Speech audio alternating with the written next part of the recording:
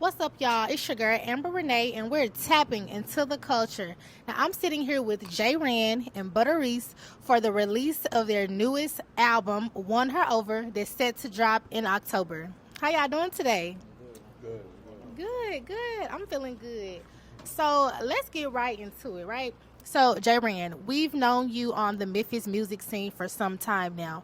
So, how did this collaborative project with Butter Reese happen? How did y'all come together? I mean, just being honest, like it started off as a friendship. We honestly used to work together too. Yeah. So like you said, I've been doing music for a minute. So like, of course, being at work, just sharing my music with the people that I work with, I end up sharing it with him and figuring out like he does music and he can rap too. Very selective about the people that I collaborate with as well. So it's just like he had skills. You know what I mean? I think it was a situation to where like he was working on something independently that he was about to get ready to drop. I was also working on another project as well at that time. So I think it was just a situation of like we booked that studio session, got in that studio session, and just kind of seeing the chemistry. I think we booked like two. If I'm not For mistaken. sure. And if I can Just to add, test the water. and if I can add on to that, I think that him and I come from the same influence. Like, I think this album is heavily inspired by Drake. So, Wow. just the moment that me and him started talking, we kind of developed that sort of commonality in terms of what we enjoy musically and what we want to create musically, and it just kind of, it's like as they say, it's history from there. Right, yeah. Yeah, for sure. So, the album, right? Won Her Over. What was the inspiration behind the project name? We were kind of just floating around ideas, I think, of like what we wanted to name the project. And in kind of figuring out what we wanted to name it, we just started throwing stuff back and forth to each other like ideas. And how we came up with One Over is we said that we wanted something that was short enough to be remembered. And One Over is just kind of like the oversimplification of that. You know what I mean? Like a quick way to kind of like we made Blessed. And we kind of had the idea of where we were going with it, love songs, but kind of have this rap vibe to it, and we just kind of took it from there. Yeah. And I think at the end of the day, for us, like being men, of course, like of course we want everybody to listen to our music, but it's gonna be more so catered to women at the end of the day. Like I'm trying to win her over. Yeah. You know what I'm saying? Oh, speaking of that, winning the lucky girl over, right? What does winning mean in the context of love? What does that look like to win a woman over? You want me to go first? Yeah, I'm gonna let you go first. Brother. I mean, for me, it's just. I think it's just a feeling that you have, like when you know you locked in with somebody and ain't really got to worry too much about like what they got going on outside of you, and like it ain't no trust issues involved and nothing like that. Like y'all just locked in. That's how it feels for me. Because when I'm locked in with somebody, like it's a different type of J-Ran that you see. You know what I'm saying? But like, So, what about you? What does winning her over looks like to you? I'm gonna give the same type of answer. Just making a woman feel safe, making a woman feel like you are at the point where you don't need to search anymore. And we kind of did that throughout the album. Like when you hear our lyrics and you hear where we started and how we ended, I think we kind of write that picture out. Like making a woman feel like, all right, I've met the man who's ready for me, type of deal. You know? I love that. I love that. Very detailed, very thought out, very intentional, right? So, Jay Rand, when you dropped Rain and Good Company, I was in one of your studio sessions. I don't know if you remember that. And I just remember the vibes. It was very chill. I remember it being like the LED lights and everything. So he set the mood. Like he is a mood setter, ladies. So with the production of this album, what was the vibes like in the studio?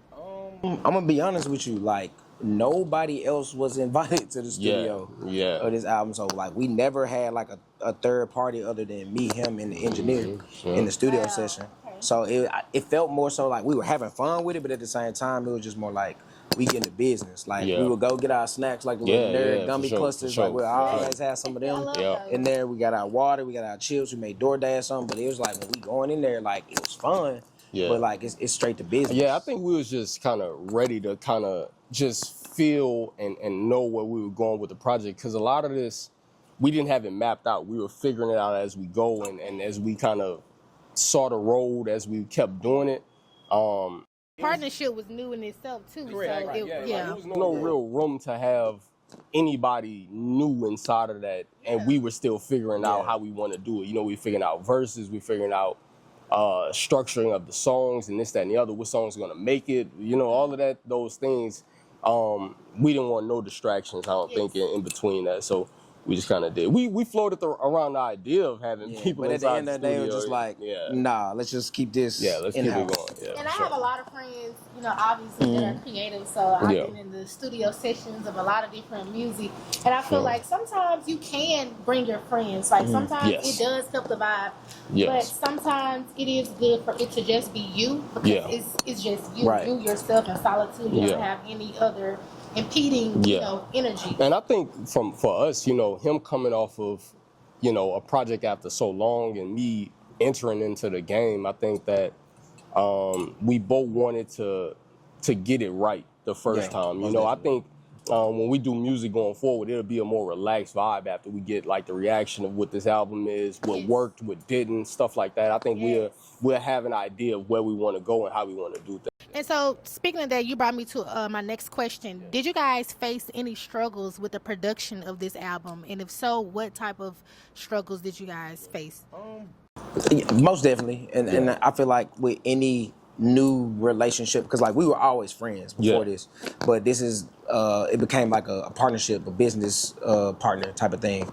As always, you kind of gone butt heads, especially when you're around somebody Yeah. for so long, and y'all have to stay in communication so Yeah. much. Yes. Especially when it's something And you that have has to different do- personality Yeah, types, you know what I'm yeah. saying? Yeah. Especially when it's like, you know, you're doing something creative, you're gonna have creative differences because this person might think this needs to go this way, the Yep. other person might think it needs to go that way. Yep. But with some headbutting, I think it was just frustrations. Of course, as always, like life happens, so you have life things happen to where like we got to deal with that type of stuff. Yep.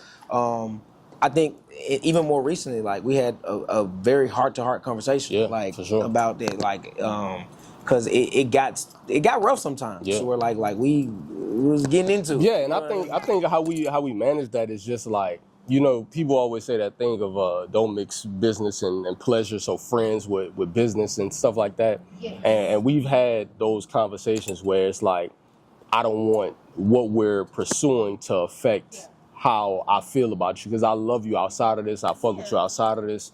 And you know, the music, while it's important, I think is forefront in both our minds, is secondary to, you know, a friendship, you know what I'm saying? So making that work and just saying to ourselves, you know, this is business, and we're going to get over it at some point in time. That was kind of the driving force behind, all right, yeah, we might have issues in the album, but it ain't nothing at the end of the day that we can't, you know, scrap and just get past. And with you guys, right, merging together, coming together, collaborating, having a partnership, what do you think each of you bring differently to this project? Like, what would you say that you bring? Well, he leads, so I'll kind of let him go. So I mean, I'll just being honest. I think just from my perspective, when it comes to like melodic things, just because like of course I rap, but like I went over into the R&B side too. I think melodically, like that's where my strong suit is. The whole project.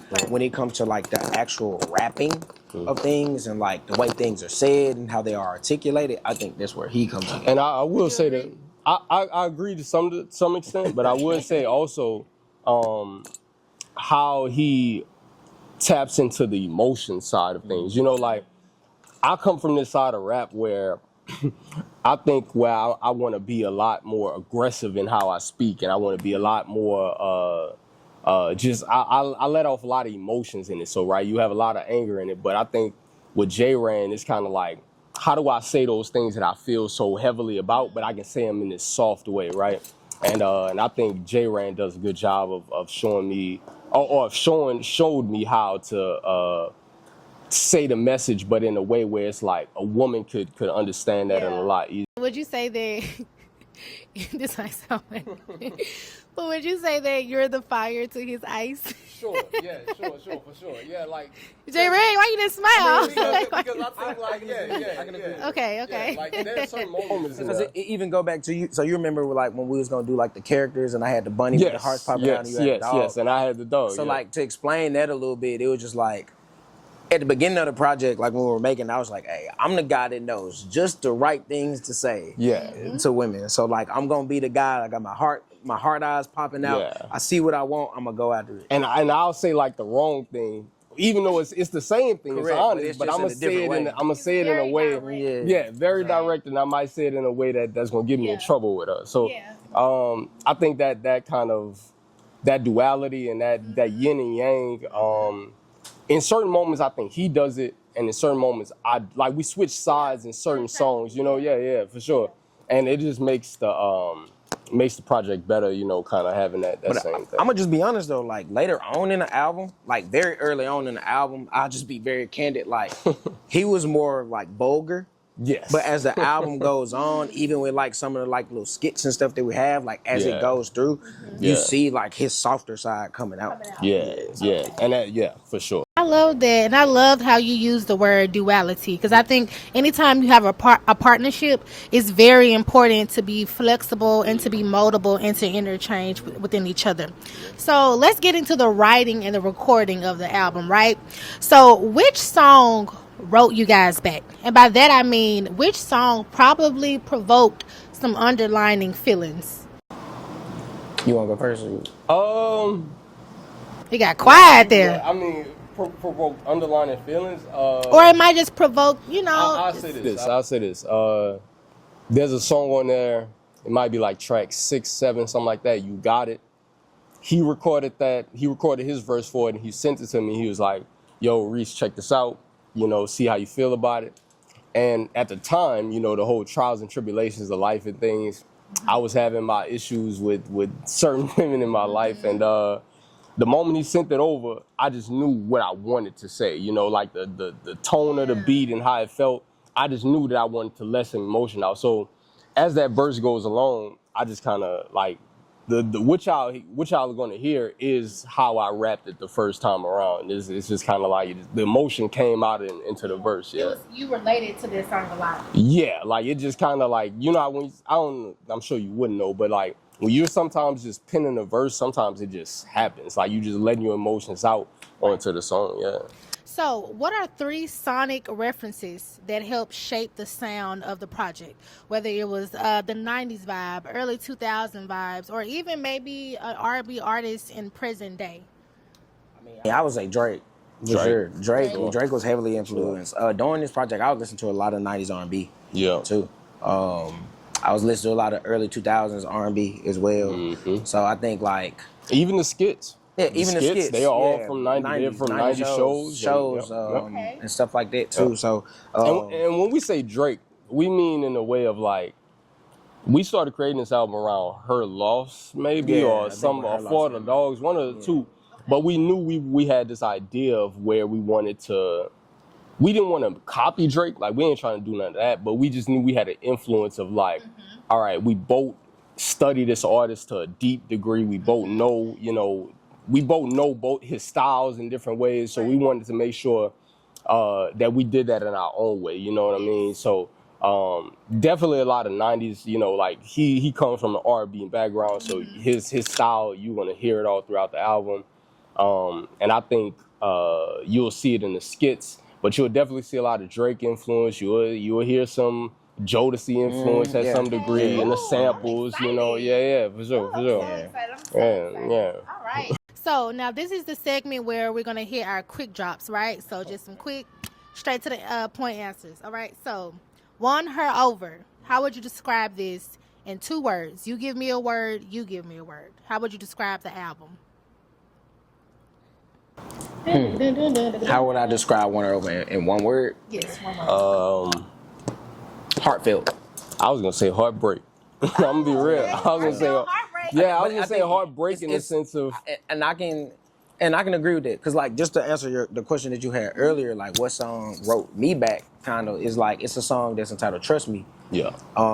It's written from the perspective of a woman, in a sense. You know what I mean? To where like it's kind of like what I think she's going through with somebody that she really wants to be with, Yep. Yes. but they just won't do right. Yep. So it's just like, And You could have called me.